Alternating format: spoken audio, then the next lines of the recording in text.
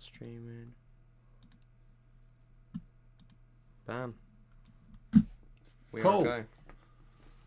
Good afternoon, everybody. Welcome to Banter in the Box, Episode 8, Game Week 3 review. Back in the Openly Beta studio with my co-host, Jack Hoxby. Yep. I have to accept that you are the face of the Family Fantasy Football League. Clearly. The last two episodes have not come from Openly Beta Studios with you as the co-host, and the views have been down. People just love the green screen. Either the green screen or you, yeah. Probably me. Probably you, yeah. So, Well, I've got a lot of experience on YouTube. is that what it is? It's my camera presence. I think it probably is, yeah. My So, charm. let's see how many views this one gets. If last week's one was slightly up on the weekend before, and somebody other than Mark Benwell had a go at the Manager of the Season question, which was good. Always good. So we'll see how this one goes. We've got the normal league table review. We had 2 correct answers to last week's 2 Manager of the Season questions. Ooh. I'll be revealing those. We've got a return of a rare feature, Behind the Laughter. Ooh.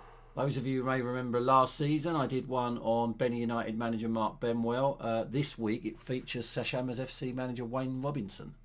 And I'll also be updating you on the current position of the Manager of the Season table, as well as setting this week's question. Okay, so first up, league table review. This isn't after today's games. This is at the end of game week 3. And Johnny Forskin and the pullbacks. That's Henry proving everyone right. He is. Turns to his normal position at the bottom of the table. Although never the boys are only 1 point above him. Jack, what is going on? I think that's a math error. That's your lowest position since June 2018. That's not even too long ago. Well, it's over a year. I guess so. You weren't ever as low as 27th last season. Yeah, actually that's pretty good, I guess. And you were the That's lowest point scorer in game week 3. Foxborough Foxes had a bit of a bad one, -5, dropping 5 places. Soccer Sucks, despite his £88 million, dropped 4 places. And look at Joseph Starlings. You laughed and said his all Newcastle United ploy was a mistake. Well, he's climbed 3 places. Man. Are you recording this as well? Yeah, we've got a backup. Good, we got a backup with the internet. Which is probably good. And, Our heads are blocking the error messages. Don't mind it. And so you could tell when Newcastle was played then. they played well, yeah, because Joseph Starlings climbed to 25th. And at the top of the bottom of the table, I've Got a Life, rising to her highest position since June 2018. She was never as high as 15th last season, Mops. Man. So that £8 million that she got to spend on her team is paying off. Yeah, she's doing it. She's doing okay. Top half of the table. Well, Legends 23 were the biggest fallers this week, dropping 6 places to 11th. 10th place, Hatch United fell another place. That's their lowest position they've been in the table since June 2016. Man. That's how long you have to go back for Hatch to be outside the top 9. That's crazy. Biggest climbers in game week 3 was Napoli. Lee Porter up 4 places. And the weekly winners was Jimmy Savile's under 11s, climbing 2 places to 2nd. That's the highest position James has occupied since the 16th of August 2018. So just over a year since Jimmy's been that high. But Benny United spent a 3rd consecutive week at the top of the table and are in pole position for the Manager of the Month for August. He's loving life. Which gets decided after today's games. Still all to play for today though. So that was the table at the end of game week 3. Now, last week's Manager of the Season question was, in 2017, Tottenham Hotspur won the Family Fantasy Football League Cup. What was unique about their FFFL Cup win? Now, there were some good guesses. There were some good guesses. There were some bad guesses. No one has got it right over the past 3 weeks, Oof. which is why last week this was worth 4 Manager of the Season points, because every week it rolled over, I added another Manager of the Season point to it. Yeah. And we had guesses like Tottenham Hotspur didn't get a weekly win. Yeah. Lots of answers. The weirdest answer was Mark Benwell saying, was it the first time they'd won the cup? I don't think he understands the definition of the word unique. Yeah, because I think a lot of people have won the cup for the first time. Yeah, but I think everyone who's won the cup has won it for the first time at one point. At one point, yeah. Exactly. So, what was unique about Tottenham Hotspur's win? Well, congratulations, Hammer's FC manager Wayne Robinson, who got the correct answer. I thought he was what was unique about it. No, he was beaten by Tottenham Hotspur in the cup final that year, and he remembers it all too well. That it was the first FFFL, the first and in the 24 seasons of the FFL only cup final to go to a replay. Oh. That was what was unique about the 2017 cup win by Tottenham Hotspur. They were the only side in the history of the Family Fantasy Football League to win the cup via a replay. So that is 4 Manager of the Season points to Wayne Robinson. Well done, Wayne. Now, on the subject of Wayne, and it's going to get a bit serious now. Oh no, that means it's absolutely not. No, it is. Okay. You've got to be serious now, because we're going to go behind the laughter. We do these very rarely. We did one last year. Yeah. When we featured Benny United manager Mark Benwell. Yeah. And this week I thought we'd go behind the laughter with the Wayne Robinson story. Don't laugh, this is serious. Okay. This is serious Game stuff face. now. Yeah, the Wayne Robinson story, behind the laughter. So Sashamas FC manager Wayne Robinson was brought up in the mean streets of Chingford. Oh no. They were hard times. He lived in the shadow of his father, who was a Rod Stewart lookalike champion. Yeah.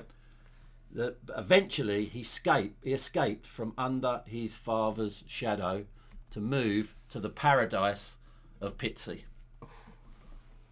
where he settled down and raised 3 daughters. Yeah. Mia, Abby and Sasha. Yeah.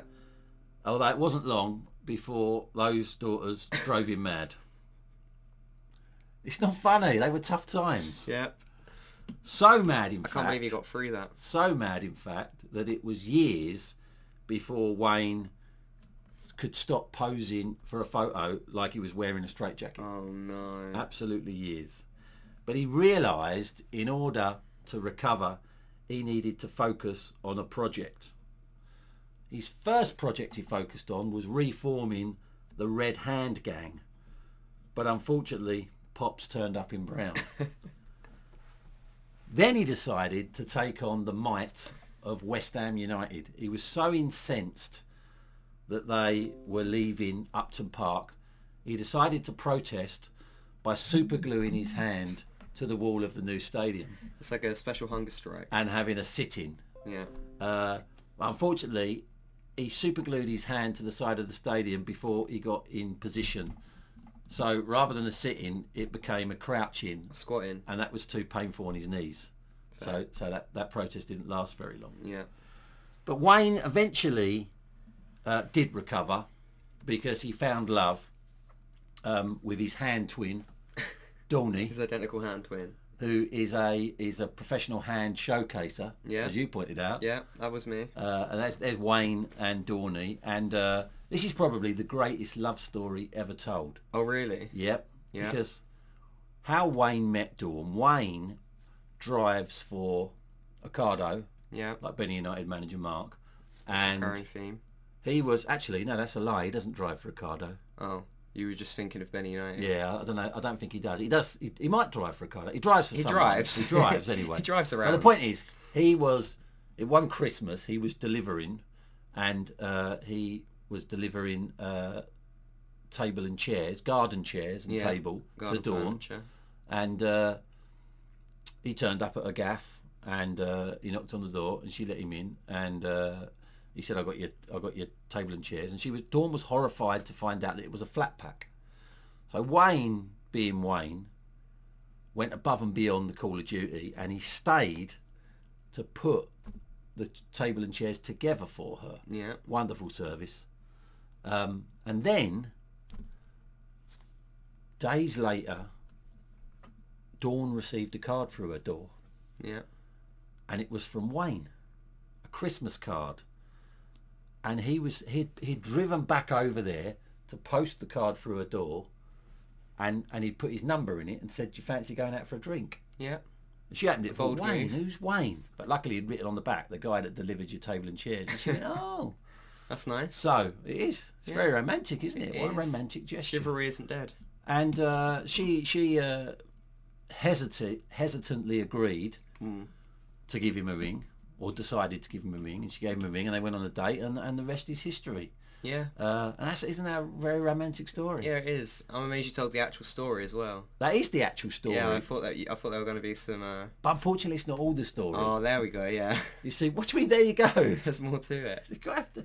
Banter in the Box is all about the facts. Yeah. You see, what Wayne didn't tell Dawn is that he posted Christmas cards to any woman he delivered to between the ages of 18 and 80. And she just happened to be the only one. Everyone down that road got one. Not just down that road, wherever he's delivered across the country. Women everywhere got Christmas cards from Wayne. And they were like, "Who's Wayne?" Yeah. But Dawn was the only one that phoned him back. There you So go. it is still romantic. It's still romantic. I'm sure Dawn doesn't watch these Banter in the Boxes, so she's not gonna. Yeah. She's still gonna think it's really good. It's all good. Anyway, so that was behind the laughter, the Wayne Robinson story. Now, last week we brought back Who the Fuck Is That? Yeah. This was the picture, and it was simply, which family fantasy football league manager is that? You didn't have a go. No, I wish I did, 'cause it's me. It's not you. Is it not? Oh, brilliant. That would have been hilarious. But In fact, it is still hilarious. But that looks like exactly like a shirt I used to wear all the time. Well, it's probably because you borrowed it off of your bum bandit. Fair. It's of the day. Henry. It is Henry Oh, Irving. man. Henry That was going to be my second Irving. guess. And Benny United manager Mark Benwell got that one right. That's So, impressive. one manager of the season point to Mark Benwell. That would have been my second guess. Mark's a bit of a whiz at these. Who the Yeah. fuck is that? I must admit, he normally gets them. I But was it adamant that was quite me. amusing that you thought that was you. Yeah, I really did. So what does I that mean, do? at least it's Henry and not like Nan. Like, What are you saying? I'd probably be confused with someone my age. It's a good than- job. It's a good job your nan can't work YouTube. Yeah, that's true. She wouldn't be happy with Say that. anything. So there you go. Well, manager of the season table.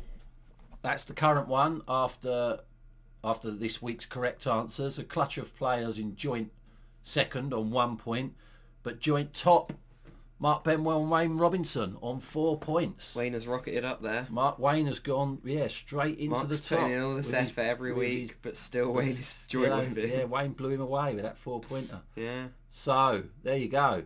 This week's manager of the season question is another Who the Fuck Is That?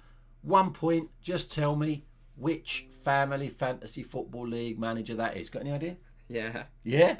I think I know. Don't say anything. Yeah. You can have a guess. You get a point because you're not on the board yet. Just have a guess now. No. No, in case you're right. So, yeah, which manager of the season, which family fantasy football league manager is that? There you go. Okay, that's it for this week, guys. See you soon. See you later. And that's that done. Stop streaming.